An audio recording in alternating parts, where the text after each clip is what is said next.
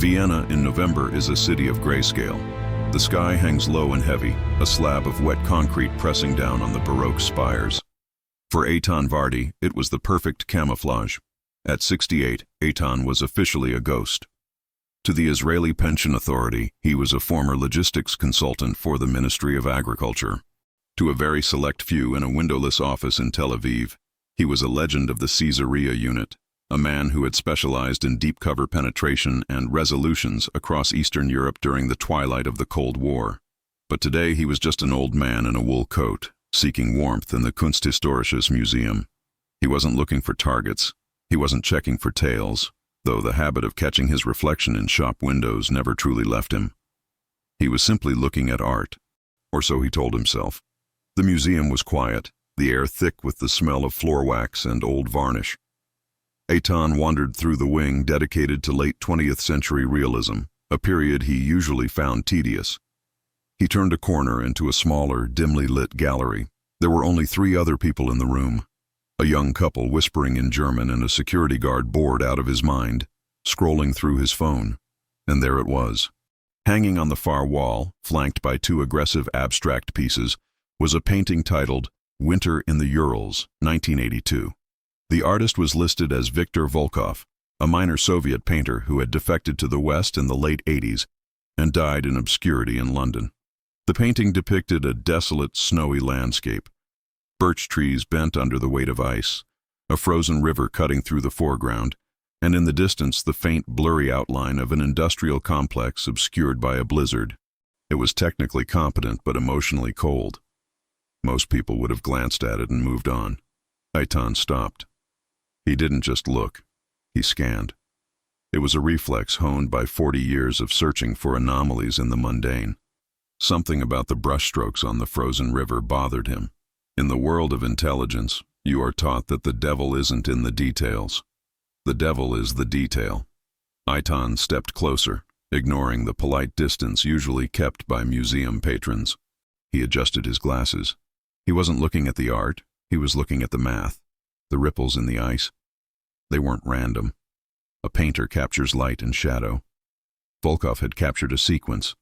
Long stroke, pause, short, long. It wasn't Morse code. That would be too amateurish, too easy to break. It was something geometric. The spacing of the birch trees in the foreground corresponded to the height of the factory smokestacks in the background. Eitan felt a familiar coldness wash over him. A sensation he hadn't felt since his last operation in Beirut in '98. It was the adrenaline of recognition. He stepped back, widening his focus. The snowflakes in the upper left quadrant. They were painted with a slightly different pigment density. Under normal light, they looked white. But here, under the specific halogen track lighting of the gallery, they shimmered with a faint, almost imperceptible violet hue. He closed his eyes for a second, accessing a memory file he hadn't opened in decades. 1985, the Hamburg safe house, a briefing on Soviet steganography. The KGB had experimented with embedding data in cultural artifacts, music sheets, sculptures, paintings. They called it the silent carrier. Eitan opened his eyes. He wasn't looking at a landscape. He was looking at a map, the arrangement of the trees, the angle of the river, the clusters of violet snowflakes. He pulled a small notebook from his pocket. To the guard, he looked like an eccentric art lover taking notes. Eitan began to sketch. He didn't draw the trees. He drew the relationships between them. He counted the branches. He estimated the angles. 34 degrees north, 38 degrees east. He stopped writing. His hand hovered over the paper. Those weren't coordinates in Russia. Those weren't coordinates in Europe. 34 north, 38 east. That was the Syrian desert. Why would a Soviet defector in 1982 hide the coordinates of a patch of empty sand in Syria within a painting of the Urals? And why was it hanging here now, in 2023? Eitan put the notebook away. He checked his watch. 14. The museum closed at 18 Chiriam. He needed high-resolution photography, and he needed to get out of the room. Because if he could see it, someone else could too. And in his line of work, if you found a secret that had been sleeping for 30 years, it usually meant the people who wanted it kept secret were waking up too. He turned to leave, and that's when he saw him. a man in a beige trench coat, standing at the entrance of the gallery. He wasn't looking at the paintings. He was looking at Eitan. The man held a brochure, but his eyes were locked on Eitan's hands. The game, Eitan realized with a mix of exhaustion and thrill, was back on. To understand the painting, Eitan knew he had to understand the painter. He retreated to a cafe on the Ringstrasse, ordering a black coffee and a slice of Sachertorte he had no intention of eating. He sat with his back to the wall, a habit that was as much a part of him as his own skeleton. He pulled out his smartphone, a burner he had purchased with cash an hour ago, and began to dig. Viktor Volkov, born 1945, Omsk, studied at the Moscow School of Painting. Defected 1989 via Helsinki. Died 1994, London. Cause of death: heart failure. Heart failure, Eitan muttered. In the glossary of intelligence, heart failure often meant a potassium chloride injection or a mist of unrecognizable toxins sprayed in the face. It was the natural cause of choice for loose ends. But Volkov wasn't just a painter. Eitan dug deeper, accessing open-source archives and cross-referencing them with names he remembered from the old days. He found a scanned article from a German art magazine dated 1991. It mentioned that Volkov had briefly worked as a technical draftsman for the Soviet Ministry of Medium Machine Building before becoming a full-time artist. The Ministry of Medium Machine Building. It sounded bureaucratic and dull. In reality, it was the cover name for the Soviet nuclear weapons program. The picture was beginning to resolve, like a Polaroid developing in the sun. Volkov wasn't painting landscapes, he was painting blueprints. He was a draftsman who had seen something he wasn't supposed to, or perhaps he was part of a contingency plan. Eitan thought back to the coordinates: the Syrian desert. In the early 80s, the alliance between Damascus and Moscow was ironclad. But the Soviets were careful. They sold weapons, tanks, MiGs, as we've seen in the story of the Diamond Operation, but they were hesitant to hand over nuclear technology. It was too risky, too traceable, unless it wasn't official. What if Volkov hadn't painted a Soviet site? What if he had painted a shadow site, a facility built off the books, funded by a third party, staffed by rogue elements of the Soviet apparatus looking to make a fortune as the Union collapsed? Eitan looked out the window. The man in the beige coat was gone, but that didn't mean anything. In Vienna, if you can't see the tail, it just means they've switched to a vehicle or a second team. He needed to confirm the coordinates. The sketch in his notebook was rough. He needed to decode the violet snowflakes. He left the cafe and walked toward the Naschmarkt, merging with the crowds. He needed equipment, not the high-tech wizardry of modern cyber warfare, but the old tools: lenses, filters. He found a vintage camera shop tucked away in a side street. He bought a high-end DSLR with a macro lens and a set of specialized filters, UV, polarization, and a red intensifier. The shopkeeper, an old man with shaky hands, didn't ask questions when Eitan paid in cash. Eitan returned to the museum the next day. He wore a different coat, a hat, and walked with a slight limp. He wasn't Eitan the retiree anymore. He was a tourist with a bad hip. He waited for the gallery to clear. It was 10:15 a.m. The guard had changed. This one was younger, more attentive. Eitan had to be fast. He approached the painting. He set the camera to burst mode. He held the filters over the lens manually, snapping rapid-fire shots of the upper left quadrant, the river, the trees. Click, click, click. "No photography with flash, sir," the guard's voice boomed. Eitan jumped, feigning the startle of a confused old man. "Oh, apologies. The texture is remarkable." He lowered the camera. He had the shots. He left the museum and headed straight for the train station. He wasn't going back to his apartment. If the man in the beige coat was a professional, Eitan's apartment was already compromised. He took a train to Salzburg, got off at the second stop, doubled back to Vienna on a bus, and checked into a nondescript hotel in the Leopoldstadt district. He connected the camera to a laptop he kept air-gapped, never connected to the internet. He pulled up the images. He applied a digital negative filter to the shots of the snowflakes. There it was. Under the UV filter, the violet flakes disappeared, but beneath them, in the base layer of the paint, were tiny microscopic pinpricks. It wasn't just math, it was a star chart. The snowflakes corresponded to the constellation Cassiopeia, but rotated. The rotation degree gave him the second set of numbers: elevation, depth. The coordinates weren't just a location on a map. They pointed to a specific geological anomaly in the Syrian desert, a limestone plateau that shouldn't have been there. And there was a date etched into the paint of the riverbank, visible only at 400x magnification. Project Oymyakon, 1983. Eitan sat back. Project Oymyakon, the coldest place on Earth, a code name for something that was meant to be put on ice, hidden away until the time was right. But the time was seemingly now. A notification popped up on his burner phone, a simple text message from an unknown number. The weather in Omsk is changing, Eitan. Stop looking at the snow. Eitan stared at the screen. They knew his name. They knew he had deciphered the painting, and they had his number. He removed the SIM card and snapped it in half. He dismantled the phone and flushed the pieces down the toilet. He wasn't just an observer anymore. He was a target. Eitan knew he couldn't handle this alone. The rules of the game had changed since the 90s. Back then, you could disappear.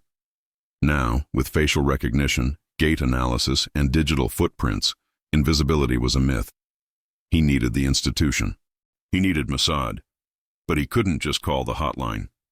He was retired, and in the eyes of the current directorate, retired spies who came in with wild theories about 40-year-old paintings were usually viewed as liabilities.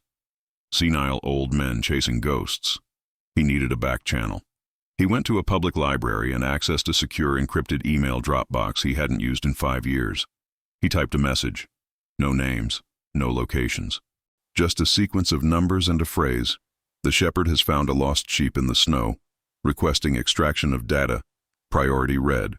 He sent it to an address that officially didn't exist, routed through a server in Singapore, then Panama, ending up on a terminal in Glilo, north of Tel Aviv. He waited. While he waited, he worked on the data. The coordinates pointed to a location 40 kilometers east of Homs, deep in the Badlands. He pulled up commercial satellite imagery. On Google Earth, it looked like nothing. Sand, rock, a few Bedouin tracks. But Eitan knew how to look at satellite images. He looked for the shadows. There was a slight depression in the terrain, a wadi that ended abruptly, and near it, the faint grid-like pattern of tire tracks that had been dusted over by wind but were still visible if you knew they were there. Heavy trucks. He cross-referenced the site with geological surveys from the 1970s. The rock there was dense limestone, perfect for digging deep without needing massive concrete reinforcements immediately. If Volkov's painting was a blueprint, this site wasn't just a bunker. It was a production facility. Knock, knock, knock. 3 distinct raps on the hotel room door. Eitan froze. He moved silently to the side of the door, picking up a heavy brass lamp from the bedside table. It wasn't a Walther PPK, but it would have to do. Room service, a voice said. I didn't order room service, Eitan replied in German. Compliments of the management, Herr Thorn. Thorn. That was his cover name in Berlin in 1989. Only 3 people alive knew that name. Eitan unlocked the door but kept the chain on. He peered through the crack. Standing in the hallway was a woman, 30-something, sharp features, wearing a running jacket and jeans. She didn't look like a killer. She looked like a tech CEO on a jog. Open the door, Eitan, she said in Hebrew. We don't have time for the lamp routine. Eitan undid the chain. The woman slipped inside and immediately swept the room for bugs using a handheld device. She checked the smoke detector, the lamp, the phone. Clean, she said.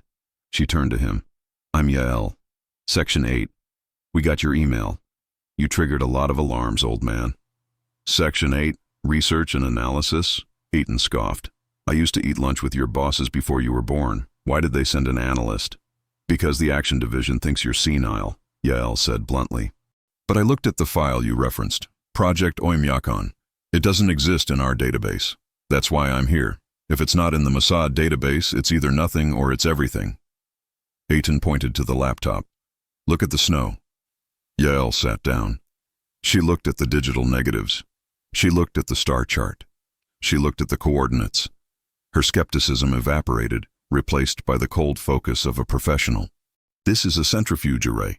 she whispered, pointing to the line of birch trees. The spacing.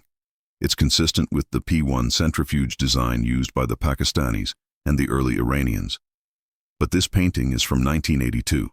Exactly, Eitan said. Someone was building high-speed centrifuges in the Syrian desert 10 years before we thought the technology had proliferated there. And if this site exists, Yael said, her voice dropping, it's been sitting there for 40 years. What's inside? That's the question, Eitan said. But someone knows. I was tailed at the museum, and they texted me. Yael's eyes widened. They texted your burner? Yes. Then we have to move. Now. She grabbed the laptop. If they compromised your burner, they have the triangulation. They know we're in this hotel. As if on cue, the fire alarm began to wail. Standard flush tactic, Eitan said calmly. They want us in the hallway. Window? Yael asked. We're on the 4th floor. My knees aren't what they used to be. Then we go through the kitchen, Yael said, pulling a Glock 19 from under her jacket. Do you remember how to use one of these? Eitan smiled, a dry, humorless expression. I wrote the manual. The hallway was filling with smoke. Synthetic, theatrical smoke, likely from a canister tossed in the stairwell. Confusion was the operative's best friend and worst enemy. Eitan and Yael moved low. The guests were panicking, rushing toward the elevators. Never the elevators, Eitan muttered. They hit the service stairwell. Yael took point, her weapon held close to her chest. Eitan followed, scanning the rear. He felt a surge of energy. The aches in his joints faded, replaced by the hyper-awareness of survival. They reached the ground floor. The service exit led to an alleyway filled with dumpsters. Yael pushed the bar and the door swung open. Thwip. A bullet chipped the brickwork inches from Yael's face. Silenced fire. Back! Eitan yanked her collar, pulling her into the shelter of the doorframe. Sniper. Roof across the alley, Yael reported, breathless. They want to contain us, Eitan analyzed. If they wanted us dead, they'd have used a heavy caliber through the door. They're hurting us. Hurting us where? To the lobby. They want to capture, a quiet abduction. Why? Because I have the map, and they don't know if I've transmitted it yet. Eitan looked around the service corridor.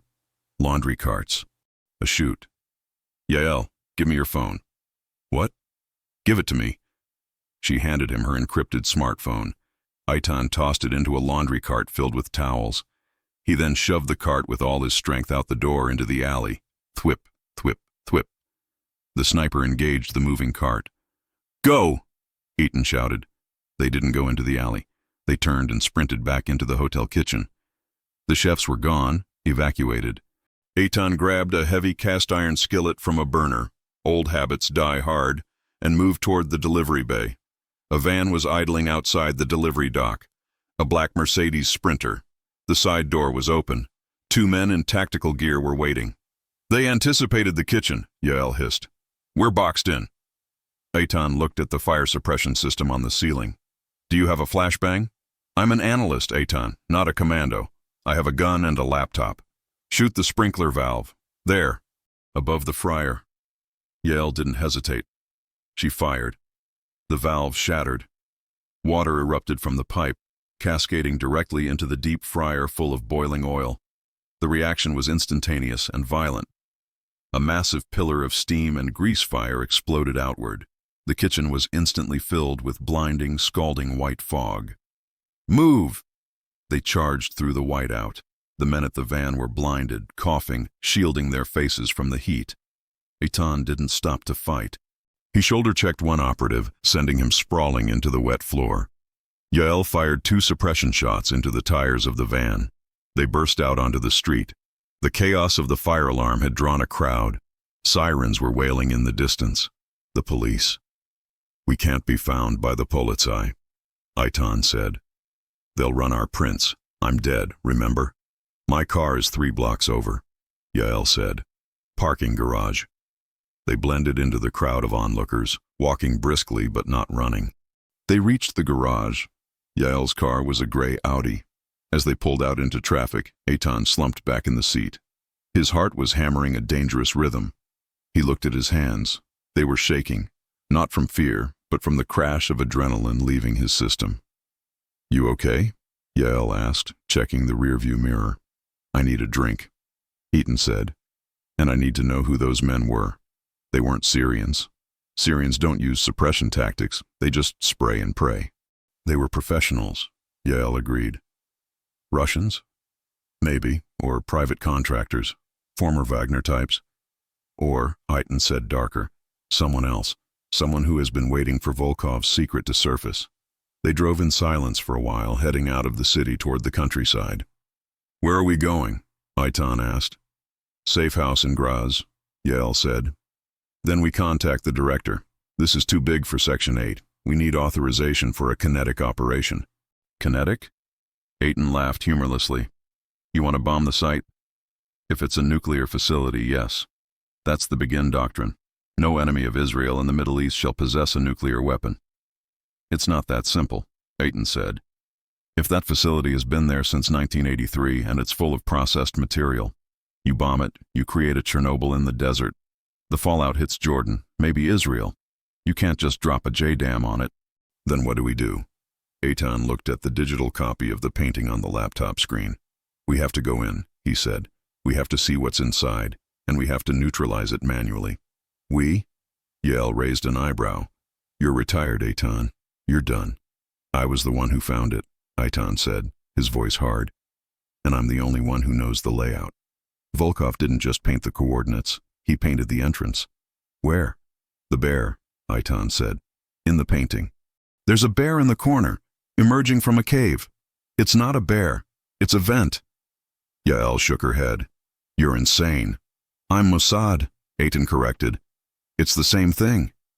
The safe house in Graz was a relic of a different era, much like Eitan himself. Located in a quiet residential district on the edge of the Styrian forests, it masqueraded as the vacation home of a fictional Dutch ornithologist. The interior smelled of stagnant air and pine wood. The furniture was draped in dust sheets that looked like ghosts in the moonlight filtering through the shutters. Yael wasted no time. She swept the kitchen table clear of dust, set up a portable satellite uplink, and began the arduous process of establishing a secure handshake with Tel Aviv. The encryption protocols were modern, rolling keys, quantum-resistant algorithms, but the anxiety in the room was ancient. Eitan found a bottle of schnapps in a cupboard that hadn't been opened since the Berlin Wall fell. He poured 2 glasses. He didn't drink his. He just held the glass, letting the amber liquid catch the light. "We have a link," Yael announced, her voice tight. "Director Halavi is on the line. Video is disabled for bandwidth security. Audio only." The speakers crackled. "Report." The voice was gravelly, devoid of warmth. Amos Halavi. Eitan knew him. 30 years ago, Halavi had been a junior case officer in Paris who couldn't tell a tale from a tourist. Now he sat in the big chair. "This is Yael. I am with Asset Thorn. We have been compromised in Vienna. Hostile team, highly professional. We have extracted intelligence regarding a covert nuclear facility in Sector 4. "Sector 4? Halevi's voice sharpened. "Syria. Yael, you are an analyst. You don't make field assessments of that magnitude based on a painting." "It's not just a painting, Amos," Eitan interjected, leaning toward the microphone. There was a silence on the line, a long, heavy pause. "Eitan," Halevi said finally, "I thought you were feeding pigeons in Tel Aviv." "I prefer the opera in Vienna," Eitan replied. "Listen to me, Amos. The Volkov painting, it's a steganographic blueprint. We have coordinates, we have a layout, and we have a date that predates our knowledge of the Syrian program by a decade. Someone built a deep storage facility in the desert, and they buried it. Now someone is trying to kill us to keep it buried. Who pursued you? Mercenaries, high-end. Maybe Wagner remnants, maybe private contractors hired by an oligarch. But they knew I had the map, which means the leak isn't on my end, Amos. It's on yours, or it's in the archives. What do you want, Eitan?" "I want authorization to investigate. I want logistics, and I want it off the books. If there is a leak in the Syria, I can't use standard channels. I need a ghost team. You are asking me to authorize an invasion of sovereign territory, based on an art project," Halevi said. "If you are wrong and you get caught, the diplomatic fallout will be catastrophic. The Americans are watching the region like hawks. And if I'm right, Eitan countered, if there is a cache of enriched material sitting unguarded in the desert, waiting for the highest bidder, Hamas, Hezbollah, or worse, what is the fallout of a dirty bomb in Haifa, Amos? The silence stretched again. Eitan could practically hear the gears turning in Tel Aviv. The risk assessment, the political calculus. Yael, Halevi said, do you concur with the assessment? Yael looked at Eitan, then at the laptop screen where the decoded star chart glowed. The math holds up, sir. The centrifugal ratio's hidden in the brushstrokes. They are precise. This isn't a fantasy. It's an engineering document. Very well. Halevi sighed. Operation Canvas is authorized. Black status, no official IDF support, no rescue if you go down. I will unlock the Cedars Fund for you. You have 48 hours to get eyes on the target. If it's real, we escalate. If it's empty, you disappear, and we never speak of this. We need a route, Eitan said. The airports are watched. Go through the north, Halevi said. The Kurdish channel is still open. Barely. Contact the merchant in Erbil. He owes us. The line went dead. Eitan downed the schnapps in one motion. Pack up, Yael. We're going to Iraq. The journey from Austria to northern Iraq was a study in tradecraft. They took a train to Budapest, a budget flight to Istanbul, using false passports that Eitan had kept buried in a safety deposit box in Graz, and then a bus to the southeastern border. From there, it was a night crossing, a terrifying ride in the back of a vegetable truck driven by a man who didn't ask questions as long as the dollars were crisp. Erbil was a city of contrasts. Ancient citadels loomed over modern shopping malls, and the dust of the plains-coated luxury SUVs. It was a boomtown built on oil and uneasy alliances. The meeting point was a tea house in the shadow of the citadel. The merchant, a man named Kava, was a fixture in the region's gray economy. To the public, he was an importer of electronics. To intelligence services, he was the man who could move anything across the porous borders of the Middle East. People, information, gold. Kave was a large man with a thick mustache and eyes that darted constantly. He sat at a corner table, nursing a glass of tea. When he saw Eitan, his expression didn't change, but his hand moved instinctively to his belt. Eitan sat down opposite him. Yael took a table near the entrance, her back to the wall, watching the street. Thorn, Kava said quietly, you look like a ghost. I feel like one. Eitan replied. I need to cross the border, Kava. West, into the desert. Kava laughed, a dry, rattling sound. Into Syria? Now? It is a graveyard, my friend. Militias, Russians, Americans, Turks. Everyone is shooting at everyone. Why do you want to die in the sand? I'm not going for the scenery. I need to get to Homs, the eastern sector. Kava stopped laughing. He leaned in close. Homs? The desert east of Homs is empty. It is a no-man's land. The smugglers don't even go there. They say the ground is cursed. Cursed how? Sickness, Kave whispered. Bedouins who camp there. Their sheep die. Their hair falls out. They say it is the jinn. I say it is poison. Eitan exchanged a glance with Yael across the room. Radiation. The containment at the site must be failing.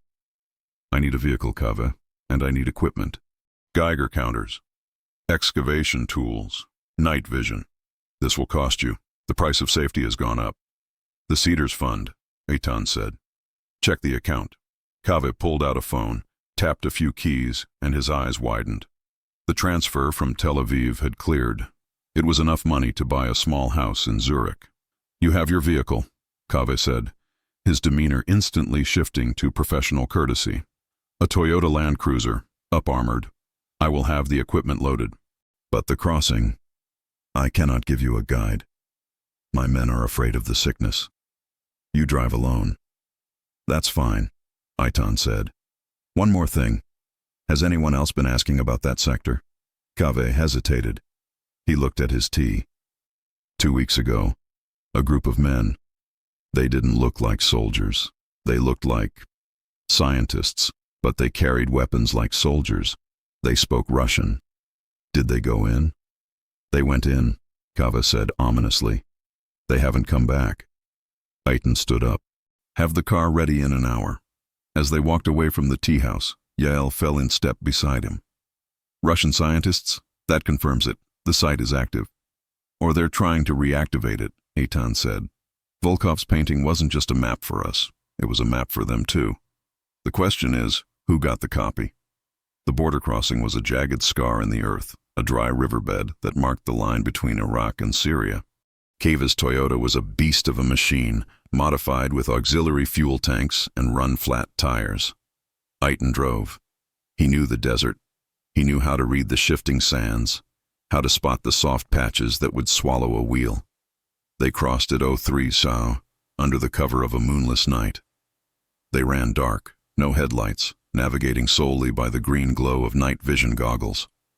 The landscape was alien, endless stretches of flat, rocky hardpan broken by sudden, jagged ridges. It was a place of absolute silence. No insects, no wind, just the hum of the engine and the crunch of tires on gravel. Yael monitored the passive radar receiver on her lap. We have a drone signal overhead, high altitude, likely American, Reaper class.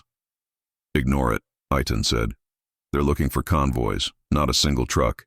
If we keep our speed steady, we look like Bedouin smugglers. They drove for 4 hours, pushing deeper into the desolation. As the sun began to bleed over the horizon, painting the desert in hues of violet and bruised orange, Eitan slowed down. We're close, he said.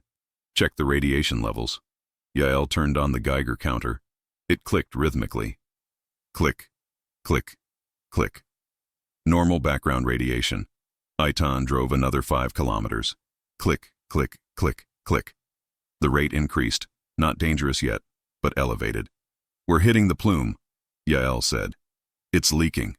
Eitan stopped the car behind a limestone ridge. He killed the engine. They were 10 kilometers from the coordinates Volkov had hidden in the snowflakes. We walk from here, Eitan said. If the Russians are there, they'll have seismic sensors on the approach roads. They geared up. Kevlar vests, tactical harnesses, and the heavy packs containing the excavation gear. Eitan checked his weapon, a suppressed Sig Sauer he had acquired from Kava. It felt heavy in his hand, a reminder of a life he thought he had left behind. The hike was brutal. The sun rose, turning the desert into an anvil. The heat shimmered off the rocks, distorting the distance. Eitan focused on his breathing. Step, breathe, step, breathe. He was 68 years old, pushing his body past its limits, fueled only by will. Yael moved with the efficiency of youth, but he could see the strain on her face. She wasn't field-rated for this kind of environment. Drink, he ordered her, passing a canteen. Don't ration it yet. By noon, they reached the vantage point, a high ridge overlooking the wadi. Eitan pulled out the high-powered binoculars. There it was. It didn't look like a base. It looked like a ruin, a concrete structure half buried in the sand, weathered and cracked. It looked like an abandoned irrigation project from the 70s. But the details from the painting were there. The ventilation shafts were disguised as rock formations. The bear from Volkov's painting, the cave entrance, was a large, rusted blast door set into the cliff face, partially obscured by a rock slide. And there were tire tracks, fresh ones. Parked in the shadow of the cliff were 3 heavy trucks, Kamaz military transports. No markings. The Russians, Yael whispered. They're digging, Eitan observed. He pointed to a generator unit set up near the entrance. A thick black cable snaked into the dark maw of the tunnel. They have power, Eitan said. They're trying to open the primary containment. If they breach the seal without proper airlocks, Yael started. They release the isotopes, Eitan finished, and they kill themselves. We have to stop them before they crack the core. How? There are only 2 of us. There could be a platoon down there. Eitan looked at the generator. We don't fight them. We trap them. The approach was a nightmare of exposure. They had to crawl 300 meters across open ground, using the sparse scrub brush for cover. Eitan moved with agonizing slowness, waiting for the sentries, 2 men smoking near the trucks, to turn their backs. They reached the side of the generator.